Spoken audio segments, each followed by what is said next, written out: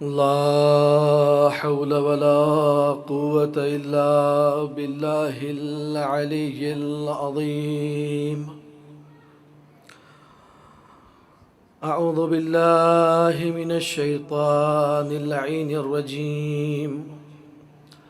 بسم الله الرحمن الرحيم. الحمد لله رب العالمين باعث الأنبياء والمرسلين، به نستعين وهو خير ناصر ومعين، عليه نتوكل وإليه ننيب. ثم الصلاة والسلام على نبيه الكريم سيدنا ونبينا وشفيع ذنوبنا وطبيب نفوسنا مولانا ومولى الثقلين جد الحسن والحسين أبي القاسم المصطفى محمد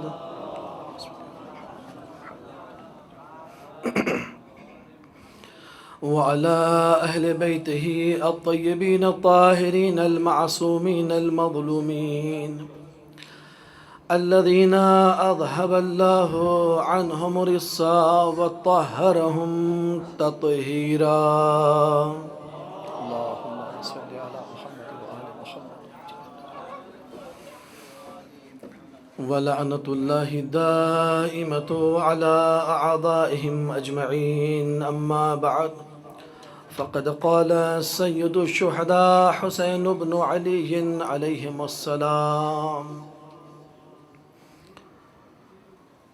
إني لم أخرج أشرا ولا بطرا ولا ظالما ولا مفسدا، إنما خرجت لطلب الإصلاح في أمة جدي، أريد أن آمر بالمعروف وأنهى عن المنكر وأصير بسيرة جدي وأبي. صلوات پڑھیں محمد وآل محمد.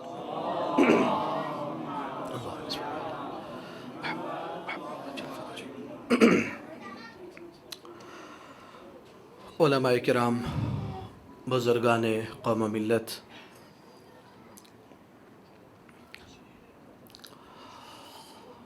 آج کی ہماری گفتگو اپنے چھٹے روز کے مرحلے میں داخل ہو گئی.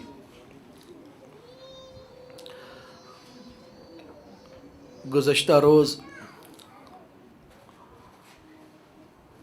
ہم نے یہ بیان کیا تھا کہ سید الشہداء علیہ الصلاۃ والسلام کا یہ جو قیام ہے، اپنی نوعیت اور اپنی کیفیت میں منفرد قیام، بے مثل و بے نظیر قیام ہے.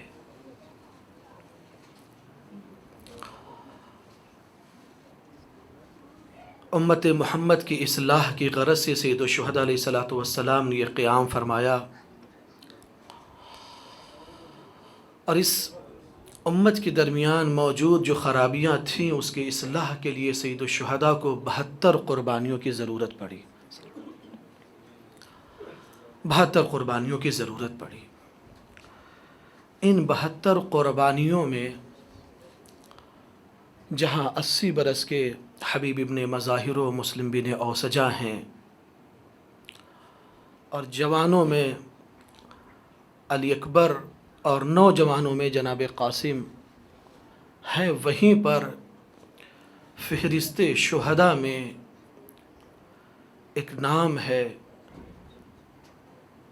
کہ جس کی عمر ابھی اتنی نہیں ہے کہ وہ گھٹنیوں کے بل چل کر بھی مقتل تک جا سکے، لیکن فہرست شہداء میں اس کا بھی نام ہے، حضرت علی اصغر. انشاءاللہ اپنے مصائب میں کچھ اشارہ کروں گا کہ یہ اصغر کون ہے.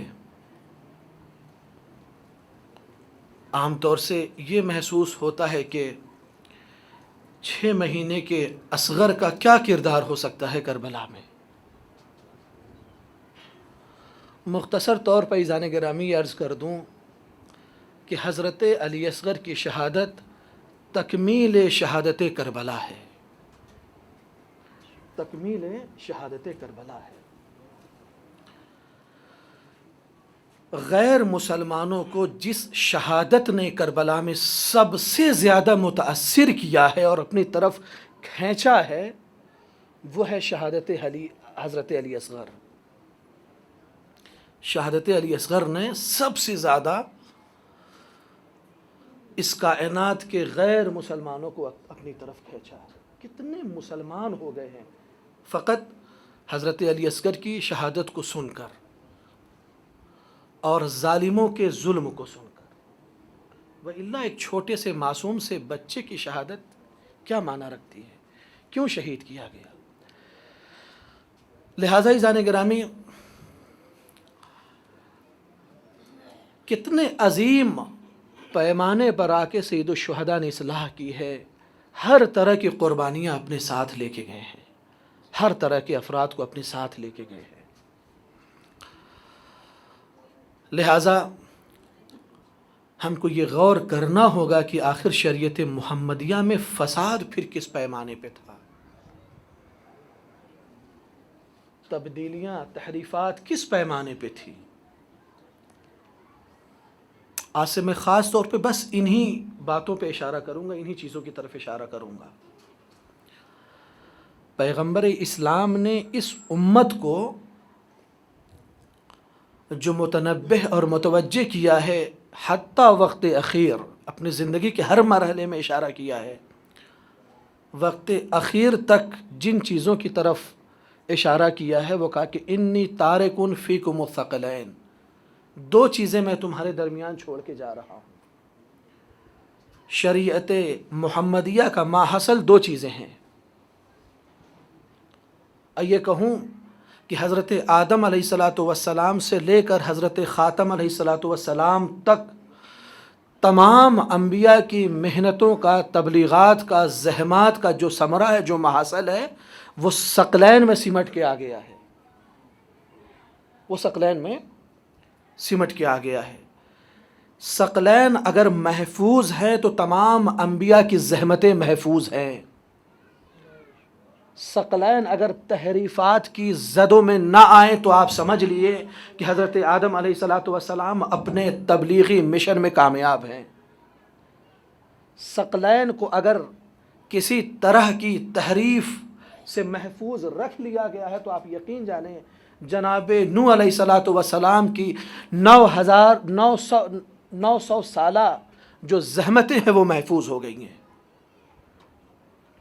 جناب ابراہیم علیہ السلام کو نار نمرودی کے حوالے کیا گیا، جناب موسیٰ علیہ السلام کو مصر چھوڑ کر بیابانوں میں گردش کرنا پڑا، اور اس کے بعد جتنے انبیاء کے اوپر جتنی زحمتیں ہیں، اگر یہ ثقلین محفوظ ہے تو آپ یقین جانیں تمام انبیاء کے زحمات محفوظ ہو گئی۔ لیکن اگر ثقلین تحریف کی زد میں آ گئی تو آپ یقین جانیں کہ تمام انبیاء ما سبق علیہم السلام کی زحمات اور تبلیغات رائگاں چلی جائے گی۔ اسی لیے زیارت وارثہ میں جب ہم سلام عرض کرتے ہیں اپنے آقا کی خدمت میں تو یہ عرض کرتے ہیں کہ السلام علیک یا وارث آدم صفوۃ اللہ، السلام علیک یا وارث نوح نبی اللہ، السلام علیک یا وارث ابراہیم خلیل اللہ۔ کیوں سید الشہداء کو تمام انبیاء کا وارث کہا جا رہا ہے؟ اس لیے کہ سید الشہداء تمام انبیاء کی زحمات، تبلیغات کے وارث کا نام ہے سید الشہداء، ثقلین کی صورت میں۔ اور اس امت نے جب ثقیفہ کے بعد بالخصوص جو مکتب خلافت ہے، اس کی سب سے پہلی کوشش یہی ہے کہ ثقلین کو اس امت سے دور کر دیا جائے، اور ثقلین میں بھی جو مصداق اہل بیت اور عطرت آل نبی کے مصداق ہے ان کو دور کر دیا جائے۔ قرآن مجید میں عام طور پہ ہم پہ یہ الزام لگایا جاتا ہے کہ ہم میں سے بعض افراد یعنی اہل تشیع کے امامیہ کے بعض علماء تحریف لفظی کے قائل ہیں. یہ اتہام ہے ان کی طرف سے. اور ممکن ہے کہ کچھ عبارات اور کچھ چیزیں ایسی ہوں کہ جن کی طرف اشارہ ہو، میں اس سے انکار نہیں کر سکتا، یہ اتہام ہے. لیکن جمہور علماء تشیع کہتے ہیں کہ قرآن مجید کا حرف حرف محفوظ ہے ہر طرح کی لفظی تحریفات سے. اور عزیزان گرامی، جو افراد ہم پر یہ اتہام لگاتے ہیں خود ان کے ہی علماء، دو نام میں آپ کی خدمت میں عرض کرتا چلوں تاکہ اگر کبھی آپ کے سامنے کوئی آ کے یہ کہے کہ شیعہ تحریف قرآن لفظی کے قائل ہے، تحریف لفظی قرآن کے قائل ہے، تو یہ دو نام ایک طالب علم ہونے کی حیثیت سے اپنے اذان عالیہ میں اس کو محفوظ رکھیے کہ ان کے دو بڑے نام ہیں جو خود تحریف قرآن کے قائل ہیں اور لفظی طور پہ. صلوات پڑھے محمد و آل محمد پہ.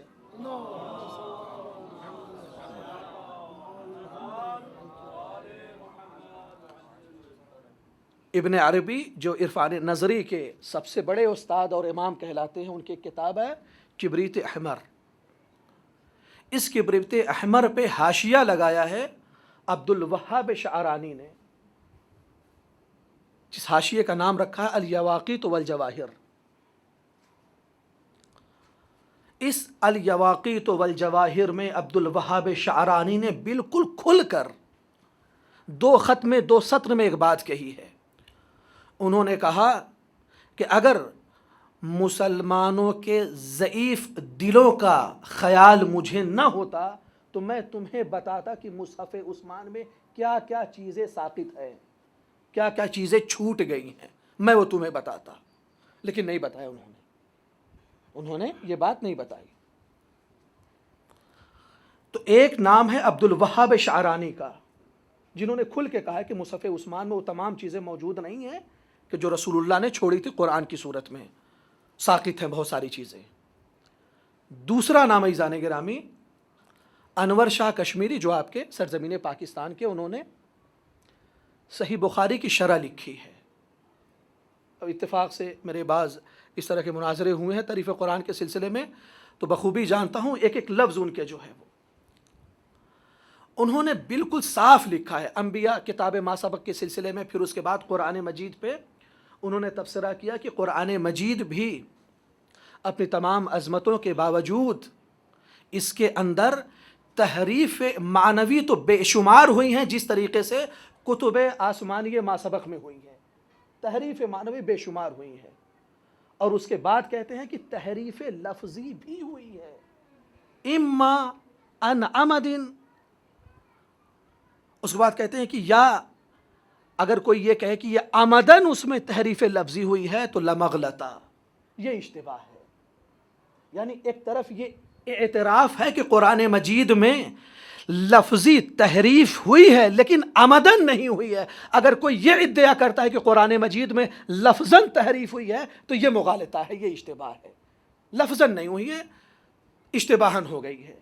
لیکن کم سے کم دو نام ان افراد کے جو ہم پر یہ اتہام لگاتے ہیں کہ ہم تحریف لفظی قرآن کے قائل ہیں، خود ان کے گھر میں ایسے ثبوت موجود ہیں کہ جو اس بات کا اعتراف کرتے ہیں کہ قرآن مجید میں بعد پیغمبر تحریف ہو گئی ہے. فی الواقع ہوئی نہیں ہوئی مجھے اس سے مسئلہ نہیں ہے، میں تو محفوظ مانتا ہوں. میں اپنے جمہور علماء تشیع کے نظریے کا قائل ہوں اور میں کہتا ہوں کہ قرآن مجید کا ایک ایک لفظ منصوص من اللہ ہے و منزل من اللہ ہے. ایک ایک لفظ بالکل بھی نہیں ہوئی. لیکن اگر آپ پہ کوئی یہ اعتراض کرے تو اس کا جواب یہ ہے کہ اگر آپ ہم پہ اعتراض کرتے ہیں تو خود آپ کے علماء تحریف لفظی قرآن کے قائل ہیں. تو عزیزان گرامی، تمام انبیاءوں کی زحمات کا جو محصل ہے وہ ثقلین ہے. کیا؟ ثقلین. تمہارے درمیان دو گراں قدر چیز میں چھوڑ کے جا رہا ہوں. ایک کتاب خدا کی جس کی میں نے بات کی، دوسری اپنے عطرت، ما ان تمسکتم بہما لن تضلوا بعدی حتی یردا ولن یفترق حتی یرد علی الحوض. جب تک تم ان دونوں سے متمسک رہو گے تم کبھی گمراہ نہیں ہوگے. پھر اس کے بعد سنن ترمذی کی روایت کے مطابق نبی کریم نے 3 مرتبہ یہ تکرار کی ہے کہ انی اذکرکم اللہ فی اہل بیتی، انی اذکرکم اللہ فی اہل بیتی، انی اذکرکم اللہ فی اہل بیتی۔ اس حدیث ثقلین کے بعد میں تمہیں اپنے اہل بیت کے بارے میں ڈراتا ہوں اللہ سے، تمہیں اہل بیت کے بارے میں ڈراتا ہوں اللہ سے۔ عزیزان گرامی، کیا نگاہ نبوت اس بات کو محسوس نہیں کر رہی تھی کہ میرے بعد میرے اہل بیت کے ساتھ کیا سلوک کیا جائے گا؟ نگاہ نبوت محسوس کر رہی تھی، وَإِلَّا یہ 3 بار کی یہ تکرار بتا رہی ہے کہ کچھ بات تو ہے پیغمبر اسلام کے دل میں، اور وہ تمام حقائق اور واقعات آپ کے سامنے پیش نظر ہے۔ میں ان جزیات کی طرف اشارہ نہیں کرنا چاہتا، بس بہت جلدی میں آپ کی طرف اشارہ کرنا چاہ رہا ہوں کہ ان دونوں کو تحریف کی زد میں رکھا گیا ہے، قرآن مجید اور اہل بیت علیہم السلام۔ قرآن مجید میں تو اتنی زیادہ تحریف معنوی ہوئی ہے کہ میں بتا نہیں سکتا۔ 4 لاکھ درہم دے کر حاکم شام نے ان آیات کو کہ جن کا تعلق مولائے کائنات سے تھا، اس کو دشمن مولائے کائنات کی شان میں نازل کروایا ہے۔ 4 لاکھ درہم دے کر، اور پھر جب درہم دیا ہے دینے والوں کو اور کہا کہ آج کے بعد تم یہ کہنا کہ یہ آیت مثلا عبد الرحمن بن ملجم کے سلسلے میں نازل ہوئی ہے، تو پھر جب 1 لاکھ سکہ دیا تو اس نے کہا کہ میں اتنے سستے میں اپنا دین نہیں بیچ سکتا۔ لاکھ کا پھر اضافہ کیا، پھر اضافہ کیا، پھر اضافہ کیا۔ یعنی خود جو شخص تحریف معنوی قرآن کر رہا ہے، وہ کھل کر اس بات کا اعتراف کر رہا ہے کہ میں اپنے دین کو بیچ رہا ہوں، میں اپنے دین کو بیچ رہا ہوں۔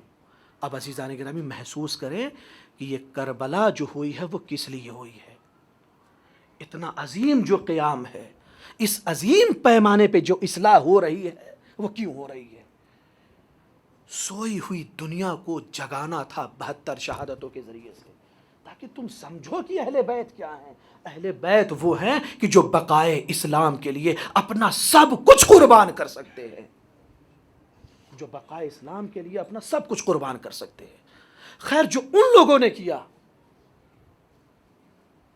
حاکموں نے جو کیا، ان پہ انشاءاللہ بعد میں گفتگو کروں گا، لیکن ان حاکموں کے بعد کے جو مورخوں نے کیا، ان کو ذرا آپ دیکھیے۔ ایک صلوات پڑھے محمد والے محمد پہ۔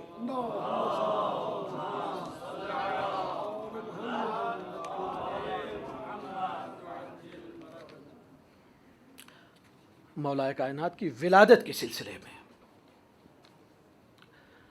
حاکم نیشاپوری نے مستدرک میں واضح لفظوں میں یہ لکھا ہے کہ مولا کائنات کی تنہا وہ ذات ہے کہ جو جوف کعبہ میں متولد ہوئی ہے اور آپ پیدا ہوئے ہیں، اور یہ بات تواتر سے ثابت ہے، اور مولا کائنات سے پہلے اور بعد میں پھر کسی کو یہ شرف نصیب نہیں ہوا۔ مولا کائنات کی تنہا یہ ذات ہے، اور اس کے بعد پھر ہر طرح سے کوشش کی گئی عزیزان گرامی کہ مولا کائنات کے علاوہ کوئی اور پیدا ہو جائے جوف کعبہ میں۔ نہ ہو سکا تو یہ کہا کہ اچھا علی بھی پیدا ہیں اور حکیم ابن حزام بھی وہیں پہ پیدا ہوئے، تو کوئی کمال کی بات نہیں ہے۔ اور اس کے بعد کہنے لگے کہ جوف کعبہ میں امیر المؤمنین کی ولادت اگر ہوئی بھی ہے تو یہ کوئی بڑی بات نہیں ہے، اس لیے کہ اس وقت، بہت توجہ، اس وقت خانہ کعبہ اپنی حیثیت پہ باقی ہی نہیں تھا۔ خانہ کعبہ اپنی حیثیت پہ، یعنی بیت اللہ ہونے کی حیثیت پہ باقی ہی نہیں تھا، وہاں پہ بت رکھے ہوئے تھے، بت سجائے گئے تھے۔ السلام علیکم ورحمۃ اللہ۔ صلوات پڑھے محمد والے محمد پہ۔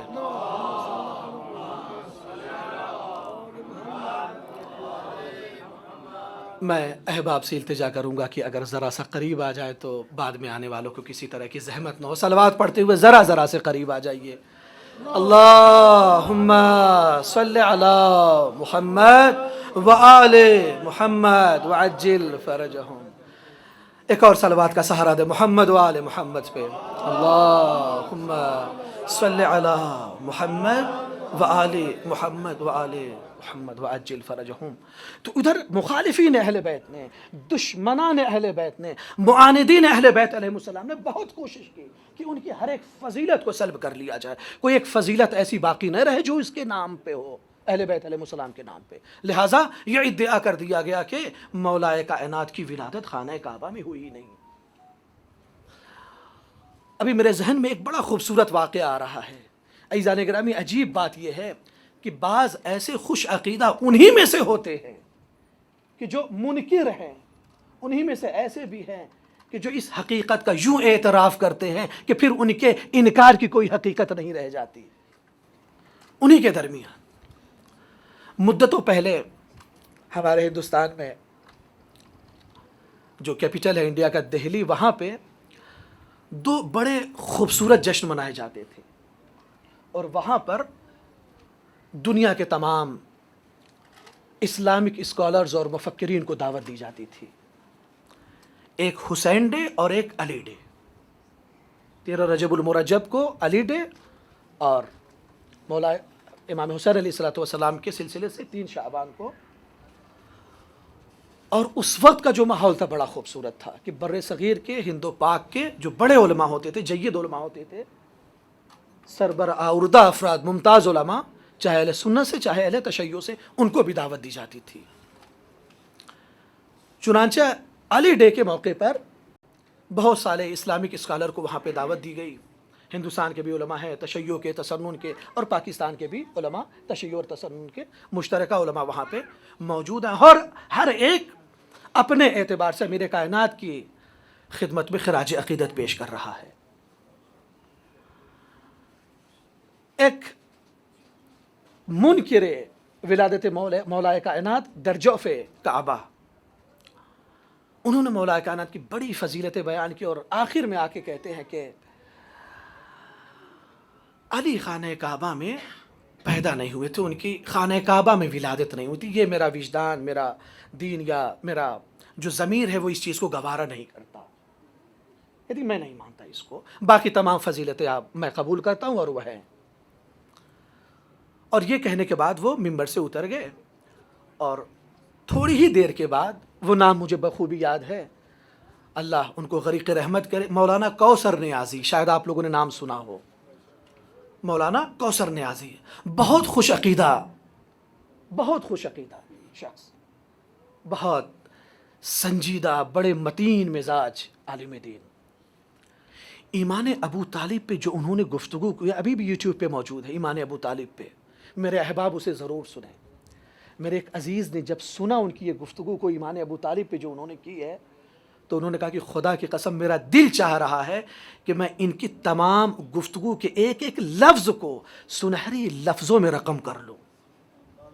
اتنے خوش بیان اور اتنے اچھے الفاظ کا انتخاب کیا انہوں نے، بہت خوبصورت۔ ان کا نمبر آیا اور کہا گیا کہ بھائی اب آپ بھی خراج عقیدت پیش کیجیے۔ تو انہوں نے کہا کہ ابھی جو موصوف گئے ہیں، انہوں نے کہا کہ مولا کائنات کی ولادت خانہ کعبہ میں نہیں، کہیں اور ہوئی ہے۔ تو انہوں نے ہاتھ جوڑ لیا اور کہا کہ میں دست ادب جوڑ کر ان سے کہتا ہوں کہ حضور ذرا یہ بتائیے کہ آیا علی اس کائنات میں قدم رنجہ فرمایا تھا کہ نہیں آپ نے؟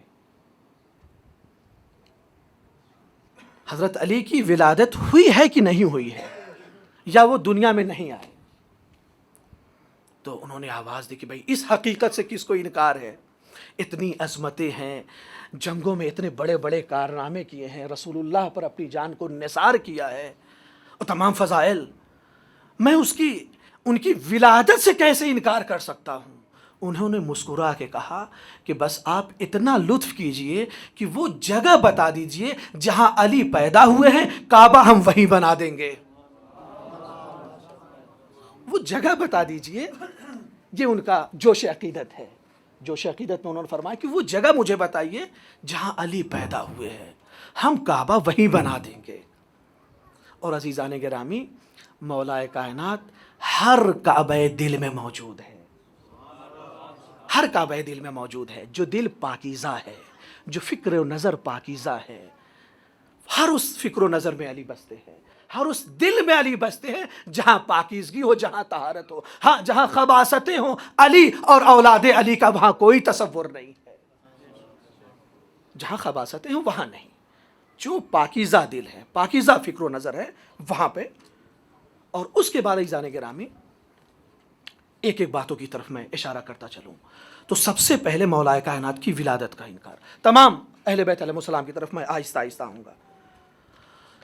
کس شان سے مولا کائنات کی پرورش ہوئی ہے. اب یہاں پہ ایک تاریخ کا بہت بڑا المیہ میں آپ کی خدمت میں عرض کر رہا ہوں. عام طور سے ہم تاریخ کے حوالے سے اس واقعیت کو یا اس واقعے کو قبول کرتے ہیں. علماء تشیع نے بھی، علماء تسنن نے بھی قبول کیا ہے. لیکن جو اہل تشیع کے محقق ہیں انہوں نے یہ کہا ہے کہ ہم علماء تشیع نے جو اس واقعے کو ان کی کتابوں سے نقل کیا ہے تو اس میں دقت نہیں کی ہے. اہل فارس نے جو فارسی زبان میں جملہ استعمال کیا وہ یہ ہے کہ کورانہ طور پہ ہم نے اس بات کو نقل کیا ہے، اندھی تقلید کی.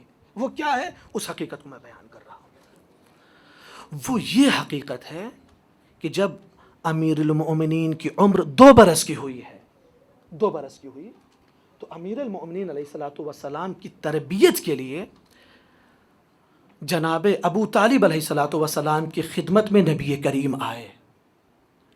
ان کی خدمت میں نبی کریم آئے اور آ کے کہتے ہیں کہ چونکہ آپ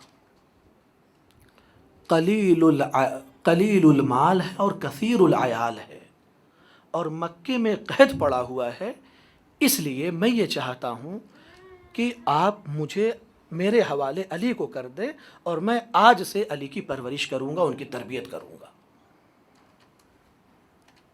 دلیل کیا ہے؟ دلیل یہ ہے، مکے کی زندگی ہے یہ. دلیل کیا ہے؟ دلیل یہ ہے کہ عرب میں قحط پڑا ہوا ہے ایک. دوسری بات یہ ہے کہ آپ کثیر العیال ہیں، اور تیسری بات یہ ہے کہ آپ قلیل المال ہیں. عزیزان گرامی، مکے کی جو جغرافیہ ہے اس میں قحط کوئی بڑی بات نہیں ہے. عرب اور صحرائے عرب کی خاص نشانی ہے یہ، خاص طور پہ مکے کا جو جغرافیہ ہے، جو پہاڑی علاقے ہیں، جو سنگلاخ وادیاں ہیں، اس میں کوئی ایسا نہیں کہ کھیتیاں. ہاں مدینے میں ہے یقیناً، کشاورزی زراعت کھیتی کی زمینیں مدینے میں ہیں بعض حصوں میں، لیکن مکے اور اطراف مکے میں نہیں ہے، اور آج بھی نہیں ہے، آج بھی نہیں ہے. تو یہ کہنا کہ مکے میں قحط پڑا ہوا ہے خود یہ شبہ انداز ہے. لیکن اگر مان بھی لیتے ہیں کہ چلیے قحط پڑا ہوگا، پھر اس کے بعد کیا کہتے ہیں کہ آپ قلیل المال ہے اور کثیر العیال ہے. کثیر العیال عرب میں کتنے افراد کو کہا جاتا ہے؟ جناب عبد المطلب کی جو اولادیں ہیں تقریباً 16 اولادیں ہیں ان کی، 10 اولاد ذکور اور 6 تقریباً اولاد اناث. لیکن کسی تاریخ نے آپ کو کثیر العیال نہیں لکھا ہے، کسی تاریخ نے بھی آپ کو کثیر العیال نہیں لکھا ہے. اس کا مطلب یہ ہے کہ کثیر العیال کا اطلاق کم سے کم اس سے زیادہ اولادیں ہوں تو اس پہ ہوتا ہے. اب آپ اس کے برخلاف آ کے دیکھیے کہ جناب ابو طالب کی کتنی اولاد ہیں. جناب ابو طالب کی تمام تاریخی کو جو ان کے سوانح حیات پہ لکھی گئی ہیں یا تاریخ اسلام کے سلسلے میں لکھی گئی ہیں، تمام تاریخوں کو اگر آپ جمع کر لیں، اقوال ضعیف و قوی کو تمام کو آپ جمع کر لیجئے، تو کسی ایک تاریخ میں بھی جناب ابو طالب علیہ الصلوۃ والسلام کی اولاد کی تعداد کو 7 سے زیادہ ذکر نہیں کیا گیا ہے. 4 بیٹے اور 3 بیٹیاں. 2 بیٹیوں کا تو بہت چیدہ ذکر ملتا ہے. مجھے ایسا لگتا ہے کہ شاید وہ زیادہ مدت تک بقید حیات نہ رہی ہوں. جناب ام ہانی کا تذکرہ ہے جن کے گھر سے پیغمبر اسلام کو معراج عطا ہوئی ہے. جناب ام ہانی کہ جن کے گھر سے معراج پیغمبر رسول اللہ کو عطا ہوئی ہے. کتنے افراد ہیں؟ 4 بیٹے ہیں اور پھر اس کے بعد 3 بیٹیاں. بیٹوں میں تاریخ نے یہ اتفاق رکھا ہے اور کیا ہے کہ بیٹوں میں ہر ایک کے درمیان کا جو فاصلہ ہے وہ تقریباً 10 سال کا ہے، 10 سال کا فاصلہ ہے۔ امیر المؤمنین اگر 2 برس کے ہیں تو جناب عقیل کی عمر کتنی برس ہونی چاہیے؟ 12 برس۔ اگر جناب عقیل مولائے کائنات سے بڑے ہیں، اور اگر جناب جعفر طیار ہیں ان کے بعد، تو پھر جناب جعفر طیار کی 12 برس کی عمر ہے۔ پھر اس کے بعد جناب جعفر طیار کے بعد عقیل، وہ 22 برس کے ہوئے، اور جناب طالب کی عمر 32 برس کی۔ اس طریقے سے اگر 10 برس کا آپ فاصلہ رکھیں، اب آپ انصاف سے بتائیے کہ 32 برس کا جو شخص ہے، کیا اس کے بھی آذوقۂ زندگی کی ابھی بھی ذمہ داری اس کے باپ کے کندھوں پہ ہے، اس کے بابا کے کندھوں پہ ہے؟ عزیزان گرامی، اصلاً ایسا ہے نہیں، ممکن نہیں ہے۔ 32 برس کی عمر میں ہوتا یہ ہے، اور ہوا بھی ہوگا، کہ شادی ہو چکی ہے، ان کی اپنی مستقل زندگی ہے۔ اسی طریقے سے وہ بیٹا کہ جس کی عمر 22 برس کی ہے، ان کی بھی 22 برس کی عمر میں شادی ہو گئی ہوگی، مستقل زندگی ہے ان کی۔ بچتا کون ہے؟ بچے ہیں جناب عقیل اور مولائے کائنات۔ جناب عقیل کے لیے جو تاریخ لکھتی ہے وہ یہ لکھتی ہے کہ ابو طالب نے پہلے کہہ دیا تھا کہ عقیل مجھے بہت محبوب ہے، لہٰذا میں انہیں نہیں جانے دوں گا، باقی میں سے جس کو لے جانا ہو لے جائیے۔ رسول اللہ نے مولائے کائنات کو اپنی آغوش میں لیا اور لے کے چلے گئے۔ اب عزیزان گرامی یہ بتائیے کہ 2 بچے جو بالغ ہیں، جو جوان ہیں، جن کا آذوقہ حیات خود، اب وہ خود کفیل ہے، وہ ان کی ذمہ داری دوش ابو طالب پہ نہیں ہے۔ بہت توجہ، ان کی کفالت کی ذمہ داری دوش ابو طالب پہ نہیں ہے۔ 2 بچتے ہیں، ایک جناب عقیل اور ایک مولائے کائنات۔ اب یہ بتائیے، جو رئیس بطحا ہے، جو شیخ بطحا ہے، جو تاجر مکہ ہے، کیا اس کے پاس اتنا بھی آذوقۂ زندگی نہیں ہے، اتنی بھی غذا نہیں ہے کہ 2 برس کے بچے کی وہ پرورش کر سکے؟ 2 برس کے بچے کی پرورش کی ذمہ داری بھی رئیس بطحا نہیں اٹھا سکتا، جو شیخ بطحا ہے۔ عزیزان گرامی، اس کا مطلب یہ ہے کہ تاریخ میں کہیں نہ کہیں کچھ چوک کی گئی ہے، اور اس چیز کو ہمارے علماء تشیع نے بھی نقل کیا ہے۔ کب کثیر العیال ہیں آپ؟ ایک تو کثیر العیال نہیں ہے، اور جو بھی بچے مختصر ہیں ان میں سے 2-3 خود کفیل ہیں۔ صرف عقیل بچتے ہیں اور مولائے کائنات کی، جن کی زندگی ہی 2 برس کی ہے۔ مولائے کائنات 2 برس کے بچہ کیا کھائے گا اور کتنا کھائے گا؟ اور رئیس بطحا اس ذمہ داری کو نہیں اٹھا سکتے۔ کتنی مضحکہ خیز بات ہے عزیزان گرامی۔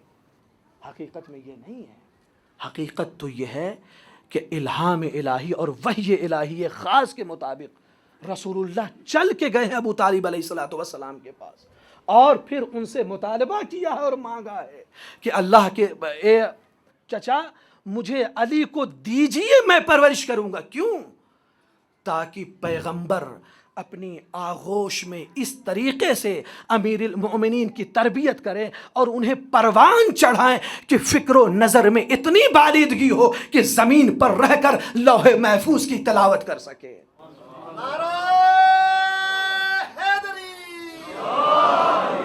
اور اس انداز میں پرورش کرنا ہے امیر المؤمنین کی جناب رسالت مآب کو کہ دست و پا اتنے مضبوط ہو جائیں کہ اگر گہوارے میں رہیں، اشتر آئے تو 2 ٹکڑوں میں تقسیم کر دیا جائے۔ جنگ احد میں اگر حفاظت رسول کو چھوڑ کر سب لوگ بھاگ جائیں، سب کے پاؤں اکھڑ جائیں، تو کوئی ایک قدم تو مضبوطی کے ساتھ میدان جنگ میں جمع رہے جو شمع رسالت کا محافظ ہو سکے۔ کوئی ایک تو ہو۔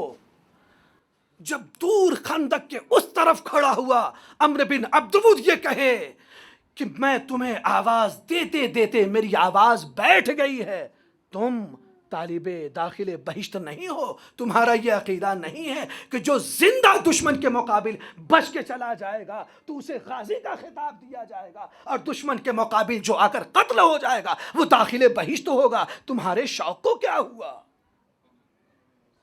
داخل بہشت نہیں ہونا چاہتے ہو؟ اور پھر بار بار رسول اللہ یہ اعلان کریں گے کہ من لہذا الکلب، من لہذا الکلب۔ اور سکوت ایسا طاری ہوگا تمام مجمع پہ کہ واقدی کو مجبور ہو کر لکھنا پڑے گا کأن علی رؤوسہم الطیر، ایسی خاموشی چھائی ہوئی تھی جیسے لگ رہا تھا کہ اصحاب کے سروں پہ پرندے بیٹھے ہوئے ہیں، اصحاب کے سروں پہ پرندے بیٹھے ہوئے ہیں۔ کسی کے دل میں اتنا جذبہ ہو کہ جو اٹھ کے کھڑا ہو اور کہے یا رسول اللہ میں اس کے مقابل میں جاؤں گا، یا رسول اللہ میں اس کے مقابل میں جاؤں گا، ایسے کی تربیت کرنی تھی آغوش رسالت مآب میں، ایسے کو پروان چڑھنا تھا آغوش رسالت مآب میں۔ یہ کیا شاخصانہ ہے کہ قلیل المال تھے اور کثیر العیال تھے اس لیے آئے تھے، لیکن نہ، اس مغالطے میں نہ رہیے گا۔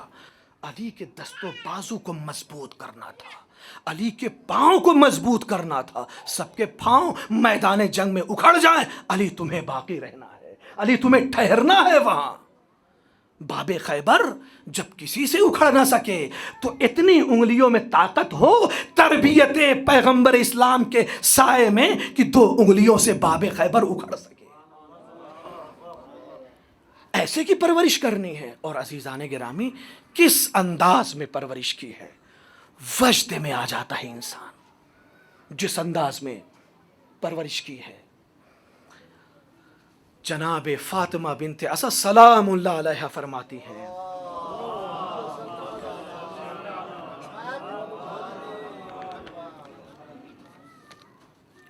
فرماتی ہے کہ جب میں علی کو خانہ کعبہ سے لے کے گھر آئی، یہ 2 سال کے بعد کی بات نہیں ہے، خانہ کعبہ سے جب گھر لے کے آئی ہیں اس وقت کی بات ہے۔ فرماتے ہیں کہ یا عمتی اجعلی مہدہ بقرب فراشی، اجعلی مہدہ بقرب فراشی، چچی جان ان کے گہوارے کو میرے بستر سے قریب رکھیے۔ نور کے 2 ٹکڑے تھے نا، یہ ایک ہی نور کے 2 ٹکڑے تھے، پیکر خاکی میں جب ڈھل کے آئے ہوں تو فاصلہ ہوا۔ اور آپ جانتے ہی جانے محترم کہ جب کسی شے کی ایک حقیقت ہو اور کسی صورت میں ان کے درمیان جب جدائی ہو جائے تو جب مدتوں کی جدائی کے بعد جب پھر اتحاد ہوتا ہے تو ایک کمال کا اتحاد ہوتا ہے، وہ ایک کمال کا اتحاد ہوتا ہے۔ پیکر خاکی میں ڈھلے، جدا ہوئے، اور اب پھر امیر کائنات کی ولادت ہوئی۔ اجعلی مہدہ بقرب فراشی، میرے قریب ان کا گہوارہ رکھیے۔ پھر اس کے بعد جناب فاطمہ بنت اسد فرماتی ہے کہ وَيُحَرِّكُ مَهْدَهُ عِنْدَ نَوْمِهِ، جب امیر المومنین کی آنکھ لگ جاتی تھی تو گہواروں کو یوں جھلاتے تھے، گہوارہ جنبانی کرتے تھے۔ عزیزان گرامی یہ عجیب گھر ہے، یہ عجیب باپ ہے۔ باپ کی عظمتوں کو سلام کروں یا بیٹے کی عظمت کو سلام کروں؟ جب میں بیٹے کے گہوارے کی طرف نظر ڈالتا ہوں تو سید الملائکہ جناب جبرائیل گہوارہ جنبانی کرتے ہیں، اور جب اس عظیم باپ کے گہوارے کی طرف نظر کرتا ہوں تو دیکھتا ہوں کہ ان کے گہوارے کو سید الانبیاء و خاتم المرسلین ان کے گہوارے کو جھولا رہے ہیں۔ سلامتی ہے امام زمانہ بلندر سلوہ۔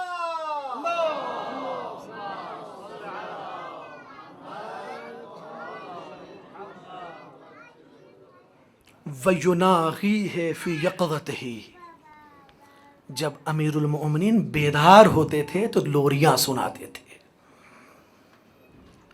جب سو رہے ہیں تو گہوارہ جنبانی کر رہے ہیں، جھولا جھلا رہے ہیں۔ علی آرام سے سو، علی آرام سے سو۔ اور میں سمجھتا ہوں کہ شاید اس لیے آرام سے سلانے کی عادت ڈال رہے ہیں کہ اس دن جب برہنہ تلواروں کے سائے میں علی کو سونا رہے تو خوف نہ ہو کہ سوئیں یا جگیں۔ یہ شاید ایک خاص تربیت ہے، اور میں بانداز خطیبانہ بہت کچھ بات کہہ سکتا ہوں لیکن وقت نہیں ہے۔ فرمایا کہ وَكَانَ يَحْمِلُهُ دَائِمًا، اپنے دوش اقدس پہ رسول اللہ امیر و کائنات کو سوار کرتے تھے، 1 دفعہ 2 دفعہ 3 دفعہ نہیں، ایک دو دفعہ نہیں، یحملہ دائماً، ہمیشہ ہمیشہ۔ عزیزان گرامی، یہ منظر کتنا خوبصورت منظر رہا ہوگا، کتنا خوبصورت منظر رہا ہوگا کہ رحل قلب رسالت مآب پر قرآن صامت موجود ہے اور رحل دوش رسالت مآب پر قرآن ناطق موجود ہے۔ نعرہ حیدری! قرآن صامت قلب پیغمبر پہ ہے، قرآن ناطق دوش پیغمبر پہ ہے۔ قرآن صادق اور قرآن ناطق اور قرآن صامت کا کتنا خوبصورت اجتماع ہے جانے گرامی، یہ کتنا خوبصورت منظر ہے یہ۔ پھر اس کے بعد کہتی ہے وَيَطُوفُ بِهِ جِبَالَ مَكَّةَ وَشِعَابِهَا، جو مکے میں پہاڑیاں ہیں، جو وادیاں ہیں، امیر و کائنات کو اپنی آغوش میں لیے ہوئے چاروں طرف جاتے تھے۔ یہ حقیقت ہے جانے گرامی، ان حقیقتوں کو چھپانے کی کوشش کی گئی ہے۔ یہ کہہ کے کہ ابو طالب مال نہیں تھا، پرورش نہیں کر سکتے تھے، اس لیے لے کے چلے گئے، یہ حقیقتیں ہیں۔ اور ایک جملہ ایزان گرامی جو نہج البلاغہ میں مستقل طور پہ میں وقت کی تنگی کے تحت نہیں عرض کر سکتا، جہاں پہ فرمایا کہ لوگو تم مجھے جانتے ہو کہ میں کون ہوں، لقد علمتم موضعی من رسول اللہ بالقرابۃ القریبۃ والمنزلۃ الخسیسۃ، تم مجھے جانتے ہو میں کون ہوں، میری قرابت رسول اللہ سے کتنی نزدیک ہے، میں کس خاص منزل کا مالک ہوں رسول اللہ کے نزدیک، اور تمام باتیں کہتے ہوئے کہ مجھے رسول اللہ اپنے پہلو میں لٹاتے ہیں، مجھے اپنے بدن مبارک سے مس کرتے ہیں، میں بوئے نبوت کو سونگھتا ہوں اور استشمام کرتا ہوں۔ غار حرا میں جب کوئی نہیں ہوتا ہے تو میں رہتا ہوں رسول اللہ کے ساتھ، میں ہوتا ہوں رسول اللہ کے ساتھ۔ پھر اس کے بعد کہتے ہیں کہ وحی اول کے نزول کے وقت سمعت رنت الشیطان حین نزل الوحی علیہ، جب وحی اول کا نزول ہوا تو میں نے سنا کہ شیطان چیخ مار کے رو رہا ہے۔ فقلت یا رسول اللہ، میں نے عرض کیا اللہ کے رسول، ما هذه الرنہ، یہ کس کے رونے کی آواز ہے؟ فرمایا کہ ھذا الشیطان قد ایسا من عبادتے، آج شیطان اپنی عبادت سے مایوس ہو گیا، آج کے بعد فقط چراغ طبع توحید روشن رہے گا، فقط چراغ۔ کیوں؟ اس لیے کہ محافظ توحید آ گیا ہے، محافظ توحید آ گیا ایزان گرامی۔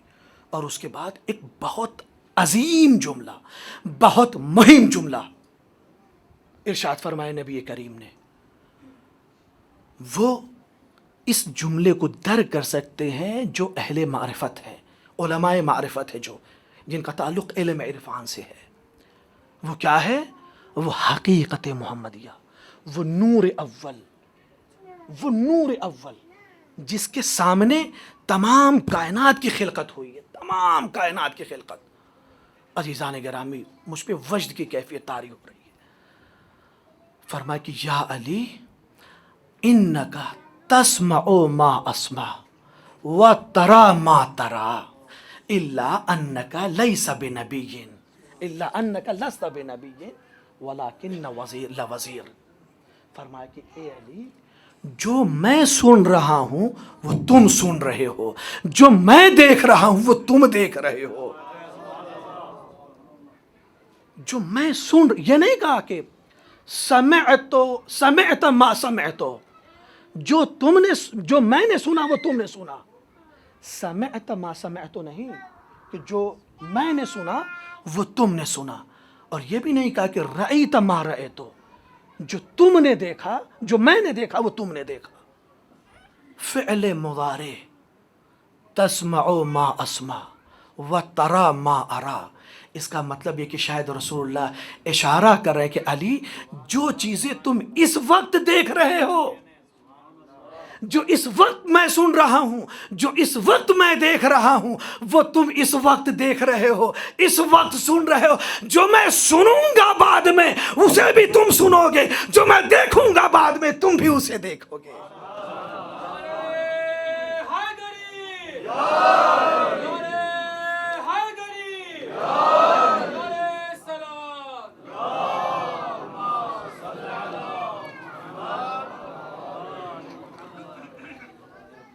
اب ایک رخ کی طرف اور اشارہ کرتا ہوں عزیزو، بس ایک لمحے کے لیے میں فرصت خاص لمحے کی چاہتا ہوں. اصول کافی کی روایت ہے. حقیقت محمدیہ کیا ہے؟ تسمع ما اسمع و ترى ما ارى. جو میں دیکھ رہا ہوں وہ تم دیکھ رہے ہو، جو میں سن رہا ہوں وہ تم سن رہے ہو. امام صادق علیہ الصلوۃ والسلام کے خدمت عالیہ میں ایک شخص آتا ہے. دیکھیں ایک طرف دشمن اہل بیت کو کس انداز میں ان کے فضائل کو چھپا رہا ہے، کس انداز میں چھپانے کی کوشش کر رہا ہے. آپ کے سامنے ایک نمونہ بیان کیا اور بعد کی مجالس میں اس سے مزید نمونے میں پیش کروں گا. لیکن اس سے آپ اندازہ لگائیے کہ کس طریقے سے ریزہ کاریاں کی گئی ہیں تاریخ کے حقائق میں. عزیزان گرامی، کیا یہ ممکن ہے کہ دشمن تو اپنی کوشش کرے اہل بیت کو فضائل کو چھپانے کے لیے اور خود اہل بیت اپنے فضائل کو نشر کرنے کی کوشش نہ کرے؟ یہ ممکن ہو سکتا ہے کہ اہل بیت اپنے فضائل کو نشر کرنے کی کوشش نہ کریں ان دشمنوں کے مقابل میں جو حران یہ کوشش کرتے ہیں ایک فضیلت بھی اہل بیت کی دنیا والوں کے سامنے آیا نہ ہونے پائے، ظاہر نہ ہونے پائے؟ کیا دشمن کوشش نہیں کرے گا؟ کیا اہل بیت کوشش نہیں کریں گے یہاں کرنے کے لیے؟ اب دیکھیں کس انداز میں اہل بیت نے اپنی فضیلتوں کو بیان کیا ہے. وہ شخص آیا اور کہتا ہے کہ فرزند رسول یہ ذرا بتائیے کہ غسل میت کے لیے کتنے پانی کی ضرورت ہے؟ آنے والے نے کیا سوال کیا؟ غسل میت کے لیے، ایک میت کو غسل دینے کے لیے کتنے پانی کی ضرورت ہے؟ 3 مختلف جو پانی ہیں، آب سدر، آب کافور، آب مطلق ہے، ان میں کتنے پانی کی ضرورت ہے؟ یہی سوال ہے نا. چھٹے امام کو کیا کرنا چاہیے؟ چھٹے امام بتا دیتے کہ 2 ڈول کی، 4 ڈول کی، 6 ڈول کی جو مقدار ہے وہ بتا دیتے. عزیزو، کتنا خوبصورت موقع نکالا ہے فضائل اہل بیت بیان کرنے کا امام صادق علیہ الصلوۃ والسلام. اسی لیے ہماری کتابوں میں ہر صفحے کی ہر سطر میں مجامع روائی میں قال الصادق و قال الباقر یوں ہی نہیں ہے، یوں ہی قال الصادق و قال الباقر نہیں ہے. خوبصورت موقعوں کو تلاش کیا اور وہاں فضیلتوں کو بیان کیا ہے، احکام دین کو بیان کیا ہے، بڑے خوبصورت موقعوں کو. کتنے ڈول؟ امام نے تفصیل کے ساتھ بیان کیا کہ مدینے میں ایک کنواں ہے، اس کنویں میں کنویں کا نام ابھی میرے ذہن سے نکل رہا ہے بہت، اب چونکہ ہم لوگ بھی اب سفر پیری کی طرف رواں ہیں تو کچھ تو اس کا اثر ہوگا. ایک صلوات پڑھے محمد والے محمد کے.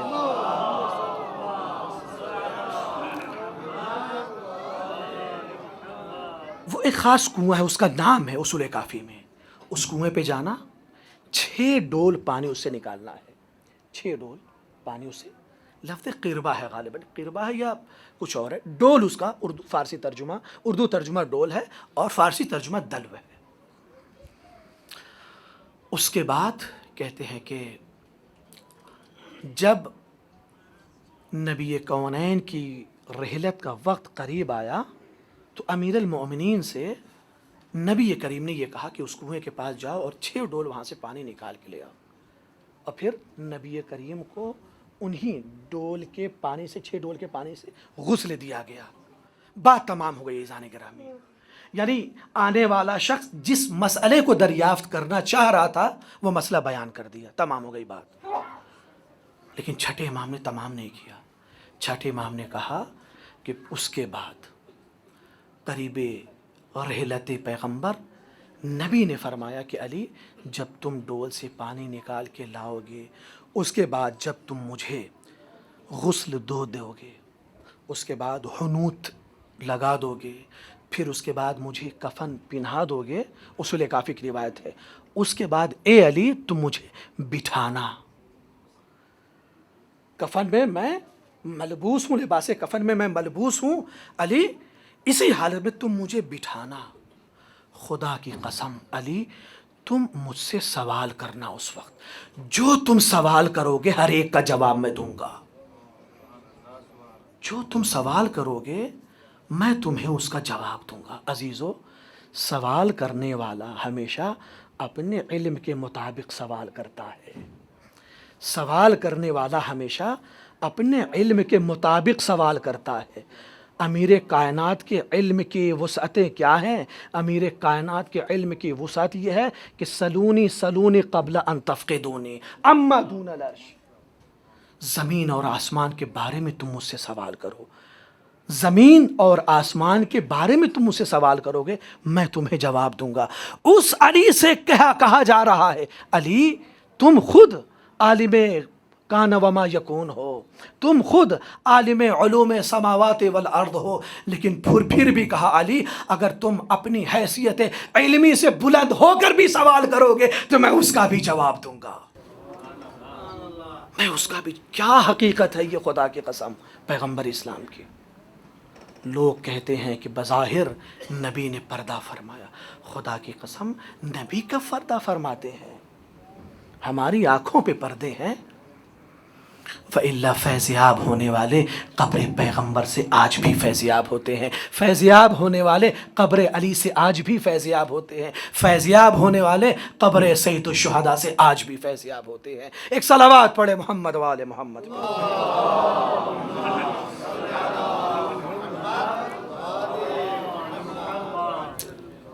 ان کے فضائل کو بہت چھپانے کی کوشش کی گئی، بہت کوشش کی گئی۔ انشاءاللہ میں کل مزید عنوانات آپ کی خدمت میں پیش کروں گا، لیکن ان کے مقابل میں اہل بیت نے بھی بہت کوشش کی۔ عزیزو کبھی یہ سوچئے گا کہ وہ ذات کہ جس نے آغوش رسالت مآب میں آنکھ کھولی ہے، یہ عظیم جملہ آپ کے حوالے کر رہا ہوں، وہ ذات کہ جس نے آنکھ کھولی ہے آغوش رسالت مآب میں، اور رسالت مآب نے اپنی آنکھ بند کی ہے جس کی آغوش میں، اگر اس کے سلسلے میں اس کی شہادت کے بعد یہ سوال کیا جائے کہ علی کا مسجد سے کیا کام ہے، علی کا مسجد سے کیا کام ہے، علی کا رسول اللہ سے کیا ربط ہے، عزیزو کیا گزرے گی اہل بیت پہ۔ بس اسی ماحول میں جو افراد پروان چڑھ رہے تھے، جن کی آنکھیں کھلی ہونے کے باوجود بند تھیں، ان کی آنکھوں کو اپنی شہادتوں سے کھولنا تھا، ان کے ضمیر کو بیدار کرنا تھا اپنی شہادتوں سے۔ اس لیے اتنی بڑی شہادت کی ضرورت ہے، اس لیے اتنے عظیم قیام کی ضرورت ہے۔ عزیزان گرامی، مجھ سے کہا گیا ہے عزیزان گرامی، آج آپ کے اعتبار سے جو مناسبت ہے 6 محرم کی شب ششم کی، وہ جناب علی اصغر کے مصائب پڑھے جاتے ہیں، جناب علی اصغر کے مصائب پڑھے جاتے ہیں۔ میں نے کہا کہ خدا کی قسم اس چھوٹی سی قربانی نے بظاہر چھوٹی سی قربانی ہے، فہرست شہداء میں بہت عظیم نام ہے علی اصغر کا۔ اور یہ اشتباہ نہیں ہے جو یہ کہا جاتا ہے کہ کتاب کربلا کے تکملے کا نام ہے علی اصغر، کتاب کربلا کی تکمیل ہوئی ہے شہادت علی اصغر سے۔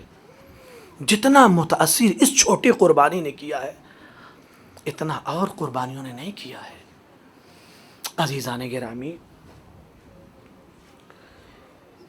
ایک جملہ میں آپ سے کہوں، جناب علی اکبر جوان ہیں، 18 برس کی عمر ہے جناب علی اکبر کی، لڑتے ہوئے جب تھک کے چور ہو گئے، زخموں سے چور ہیں جناب علی اکبر، اور جب میدان قتال سے واپس پلٹ کے آئے ہیں تو کیا کیفیت ہے؟ بدن جگہ جگہ زخموں کے نشان ہیں، جگہ جگہ زخموں کے نشان ہیں، اور دھوپ اور اس کی تپش اور اس پر پیاس کا غلبہ۔ اپنے بابا سے بڑے ادب سے طلب آب کیا ہے، پانی مانگا نہیں ہے، کبھی یہ مت سوچے گا کہ پانی مانگا ہے۔ پوری زندگی اکبر نے اپنے بابا سید الشہداء سے کچھ نہیں مانگا، لیکن بھوک کا جو احساس ہے، ہمیں وہ کیسے احساس ہو، بس اس احساس کا اظہار اکبر نے کیا ہے۔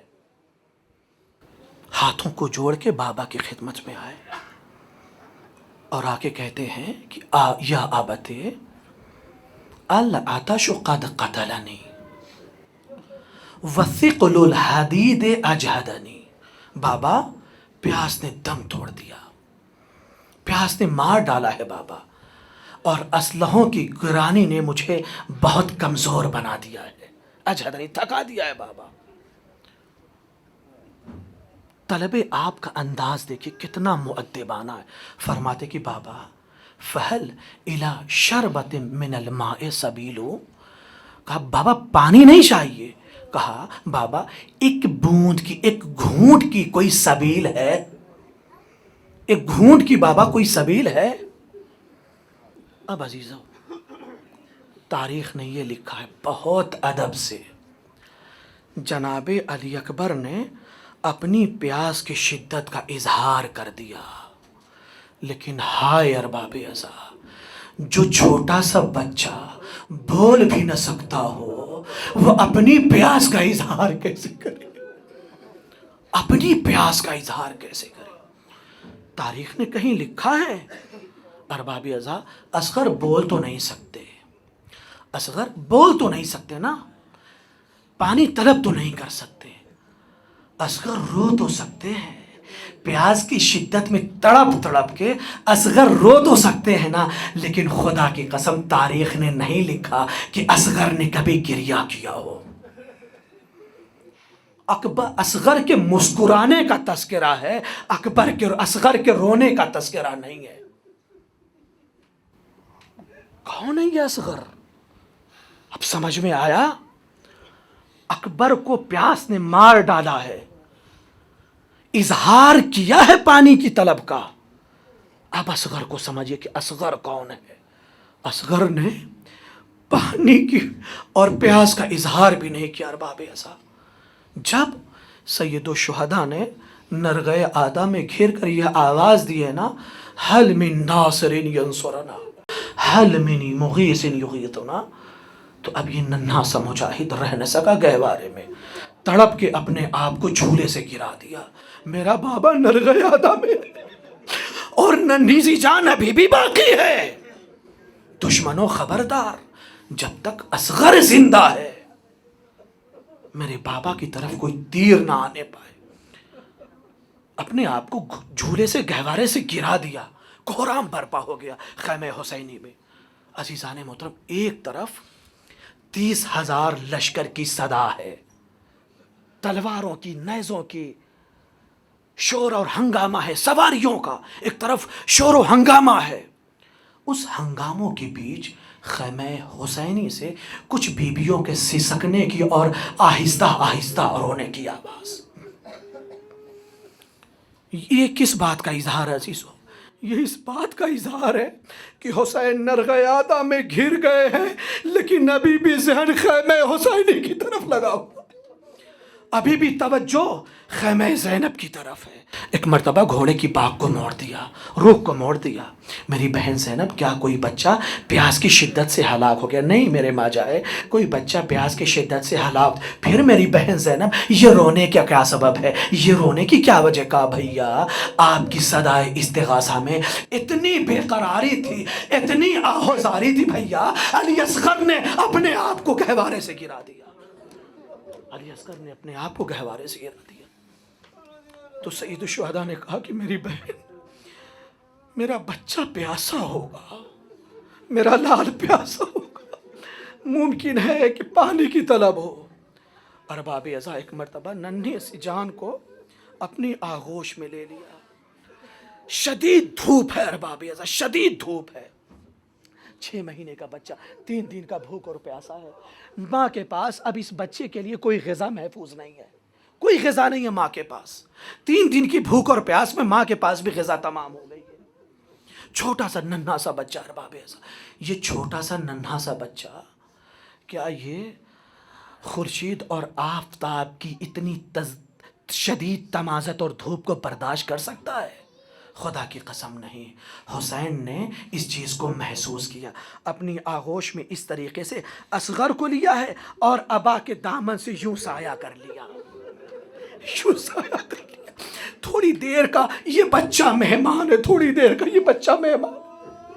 اور جب نرغے آدھا کے سامنے گئے اور فرمایا کہ اشقیا میں تمہاری نظر میں اگر خطا کار ہوں تو میرا یہ ششماہا تو خطا کار نہیں ہے، یہ ششماہا خطا کار تو نہیں. اور یہ کہتے ہوئے جب کسی نے پانی نہ دیا ارباب ازا تو جلتی ہوئی ریت پر اس ننھی سی جان کو رکھ دیا ہے، اس ننھی سی جان کو رکھ دیا. خدا کی قسم اب جو ارباب مقاتل جو جملہ لکھتے ہیں کہ یہ ننھی سی جان تھوڑی دیر تو تڑپی، یعنی جب تک جان ذرا سی تھی تب تک تو تڑپی، لیکن اس کے بعد اب تڑکنے کی طاقت ختم ہو گئی. تو کبھی ننھا سا غنچہ جو دہن ہے نا، کبھی کھلتا ہے کبھی بند ہوتا ہے. یتلظا کی لفظ ہے، خدا کی قسم یتلظا کہتے ہیں جب آگ کے شعلے بھڑکنے لگتے ہیں اس وقت کی کیفیت ہے. اور یہ بھی کہا جاتا ہے کہ مچھلی جب تڑپ تڑپ کر اس کے بدن کی طاقت ختم ہو جاتی ہے تو جب اس کی مرگ اور موت کا وقت قریب ہوتا ہے تو کبھی وہ طلب آب کی وجہ سے اپنا چھوٹا سا دہن وہ ماہی بند کرتی ہے اور کھولتی ہے. اصغر پہ اب وہ کیفیت ہے، ارباب ازا اب اصغر پہ وہ کیفیت ہے.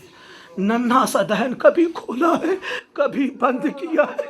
ایک مرتبہ تڑپ کر خدا کسی باپ پر یہ موقع نہ آنے دے ارباب ازا، ننھی سی جان کو اپنی آغوش میں اٹھایا اور کہا میرے لال تم حجت خدا کے بیٹے، تم بھی تو حجت ہو، اب اپنی حجت کو تمام کرو. ارباب مقاتل لکھتے ہیں کہ یہ جملہ جو سید الشہداء کی زبان سے جاری ہوا، خشک زبان کو اپنے پپڑائے ہوئے ہونٹوں پہ جو پھیرا ہے تو فوجی اشقیاء میں کوہرام برپا ہو گیا. فوجی اشقیاء تڑپ تڑپ کے رونے لگی. ارباب ازا جو پیاس فوجی اشقیاء کو برداشت نہ ہو، حسین جیسے باپ کو وہ کیسے پیاس برداشت ہوگی. اجرکم اللہ ارباب ازا، خدا کی قسم بقا اسلام کی ضمانت ہے کربلا. اگر یہ قربانیاں نہ ہوتی تو اسلام باقی نہ رہتا. اصغر نے قربانی دی ہے، اسلام کو بچا لیا ہے. خدا کی قسم اسلام کو بچا لیا ہے، اصغر نے اسلام کو بچا لیا اپنی آغوش میں. پسر سعد نے ایک مرتبہ حرملہ کا رخ کیا اور آواز دی این این حرملہ اقطع کلام الحسین. حرملہ تو کہاں ہے؟ تجھے اسی وقت کے لیے ہم نے تم کو طلب کیا ہے. اقطع کلام الحسین، حسین کے کلام کو قطع کر دو. عزیز ہو، ننھا سا گلا ہے، چھوٹا سا گلا ہے، 6 مہینے کا گلا ہے. کیا ایک بار کے تیر سے اصغر کا گلا نہیں چھن سکتا تھا؟ ایک بال کے تیر سے اصغر کا گلا نہیں چھن سکتا تھا. حرملہ نے اپنے ترکش میں تمام تیروں کو نظر انداز کرتے ہوئے 3 بال کا تیر نکالا جس سے اونٹوں کو نہر کیا جاتا ہے. 3 بال کا تیر، اور 3 بال کا تیر ارباب مقاتل لکھتے ہیں کہ زہر میں بجھا ہوا تیر ہے. یہ 3 بال کا تیر زہر میں بجھا ہوا تیر. کہتے ہیں کہ اب چلے کمان نے جو حرملہ نے 3 بال کے تیر کو جوڑ کر جو رہا کیا ہے تو سنسناتا ہوا تیر گلوے اصغر کے سراسی بلندی پہ بازوئے حسین پہ در آنا چاہ رہا تھا. عزیزو میں یہاں پر اپنے احساس قلب کا اظہار کرنا چاہتا. شاید خیمے میں ماں یہ منظر دیکھ رہی ہو کہ جو تیر آ رہا ہے، اور جو تیر آ رہا ہے بازوئے حسین کی طرف جا رہا ہے. شاید ماں نے آواز دی ہو اے میرے اللہ ہمارے شیر کی لاج رکھ لیو میرے اللہ. ہمارے شیر کی لال رجلیوں، میرے لال اب جو سنسناتا ہوں، تیر آیا تو اصغر نے باپ کی آغوش میں وہ ہمکی لی ہے کہ تیر کو اپنے گلے پہ روک لیا، لیکن ارباب اعضا گلا چھوٹا تھا، تیر بڑا تھا۔ فَيَنْقَلِبُ الصَّبِيُّ عَلَىٰ يَدِ الْإِمَامِ، باپ کی گود میں ننھا سا بچہ تڑپ کے رہ گیا، ننھا سا بچہ باپ کی آغوش میں تڑپ کے رہ گیا، تڑپ کے رہ گیا۔ فَيَنْقَلِبُ الصَّبِيُّ عَلَىٰ يَدِ الْإِمَامِ، باپ کی گود میں بچہ منقلب ہو گیا، اپنے چلوں میں خون کو لیا۔ ارباب اعضا، یہ رونے کے دن ہے ارباب اعضا، ہمارے آنسو زخم حسین کا مرہم ہے، خدا کی قسم۔ سیدہ زہرا، فاطمہ زہرا اپنا رومال لے کر ہم عزاداروں کے پاس آتی ہے، جو کائنات کی مخدومہ ہے، جسے کسی چیز کی ضرورت نہیں، وہ ہمارے آنسوؤں کی طلبگار ہے۔ ارباب اعضا، وہ آنسو کتنے خوش قسمت ہے جو رومال فاطمہ زہرا میں جگہ پا جائے۔ ارباب اعضا، بس میں نے مصائب کو تمام کر دیا۔ آئے سید الشہداء، قریب خیمہ ہے، دیکھیں امام ہے، ممکن ہے کہ علم امامت سے، اور یقین ہے علم امامت سے سید الشہداء کو معلوم تھا، کہ میرے لال کے گلے پر تیر لگ جائے گا۔ جس کی خبر پہلے سے ہونا، ایسے صدمے دل پہ ذرا کم چوٹ پہنچاتے ہیں، لیکن اگر کوئی صدمہ ناگہانی پہنچے اور بڑا صدمہ ہو تو دل پارا ہو جاتا ہے، ہوتا ہے کہ نہیں ارباب اعضا؟ انصاف سے بتائیے، کیا جناب رباب نے سوچا بھی ہوگا کہ 6 مہینے کا بچہ ہے؟ دشمنوں میں کچھ تو ایسے ہوں گے جن کے 6 مہینے کے چھوٹے چھوٹے بچے ہوں گے۔ جناب رباب نے سوچا ہوگا ارباب اعضا کہ میرے بچے کے گلے میں تیر مار دیا جائے گا، وہ بھی 3 بھال کا۔ کبھی سوچا ہوگا رباب نے؟ حضرت رباب نے نہیں۔ اب فلسفہ سمجھ میں آیا؟ قریب خیمے رباب جو سید الشہداء پہنچے ہیں تو کیوں کبھی آگے بڑھتے ہیں، کبھی پیچھے ہٹتے ہیں، کبھی آگے بڑھتے ہیں، کبھی پیچھے ہٹتے ہیں، اور کلمے اور زبان پہ جو کلمہ جاری ہے، انا للہ و انا الیہ راجعون، رضا بقضائہ و تسلیما لامرہ۔ پروردگار میرے بازوؤں میں طاقت دے دے، میرے دل میں طاقت دے دے، میں رباب کے روبرو ہو سکوں۔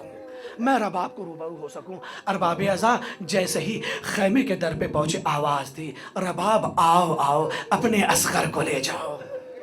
ابا کے دامن سے چھپائے ہوئے ننھی سی میت کو ابا کے دامن سے چھپائے ہیں، رباب آؤ اپنی ننھے سے لال کو لے کے جاؤ۔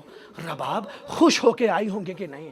ٹھیک ہے، خیمے میں سارے بچے پیاسے ہیں، لیکن 6 مہینے کے بچے کو پانی مل گیا، ماں کو کتنی تسکین ملی ہوگی۔ اصغر آ گئے، اصغر سیراب ہو کے آ گئے، ماں کے آنے سے پہلے بہن سکینہ آ گئی اور فریاد کر، بابا اب ہم کو معلوم ہو گیا کہ بابا آپ اصغر کو زیادہ چاہتے ہیں۔ میری لال کیوں؟ کہا بابا اصغر کو پانی پلانا ہے، سکینہ ابھی بھی پیاسی ہے۔ بابا اصغر کو پانی پلانا ہے، سکینہ ابھی بھی پیاسی ہے۔ ایک مرتبہ ابا کا دامن ہٹا دیا، ابا کا دامن جو ہٹا، رباب آ گئی، قیامت برپا ہو گئی۔ ننھی سی جان پر تیرے سے شعبہ کو دیکھا، کبھی ننھے سے گلے کو دیکھا، کبھی سید الشہداء کو دیکھا۔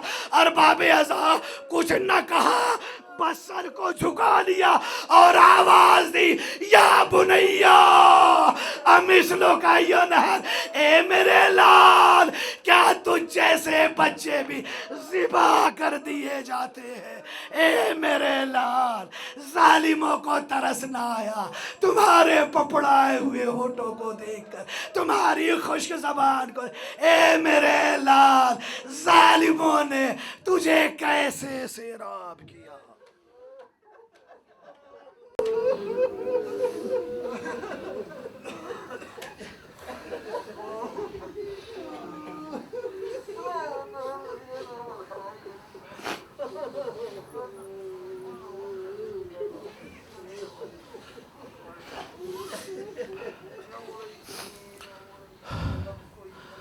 انا للہ و انا الیہ راجعون رضا بقضائہ و تسلیما لامرہ سیعلم الذین ظلموا ای منقلب ینقلبون۔ میرے معبود، میرے پروردگار، ہماری اس مجلس عزا کو شرف قبولیت عنایت فرما۔ معبود تو واسطہ پنجتر پاک علیہ السلام کا، ہم بہت گناہ گار ہیں میرے پروردگار، ہم بہت معصیت کار ہیں۔ سید الشہداء کی فضل و برکت سے ہمارے گناہوں کو معاف فرما دے، ہمارے اعمال صالحہ کو شرف قبولیت عنایت فرما۔ معبود جو ہمارے درمیان بیمار ہیں انہیں شفاء کامل و عاجل عنایت فرما، جو رنج و غم میں مبتلا ہیں انہیں رنج و غم سے آزاد فرما، جو بے قصور اور بے گناہ زندانوں میں اسیر ہیں انہیں آزاد فرما۔ پروردگار شیعان حیدر کرار جہاں پر بھی موجود ہیں ان کی جان مال عزت و آبرو کی حفاظت فرما۔ پروردگارہ پرچم اسلام کو سر بلند فرما، پرچم کفر و نفاق کو سر نگم۔ میرے معبود، میرے پروردگار، منتقم واقعی کربلا ہمارے امام کے ظہور میں تعجیل فرما۔ پروردگار ہم کو اس قابل بنا کہ ہم آپ کے احوان و انصار میں شمار ہو سکیں۔ انکا انت السمع العلیم بحق محمد وآلہ ماتم حضرت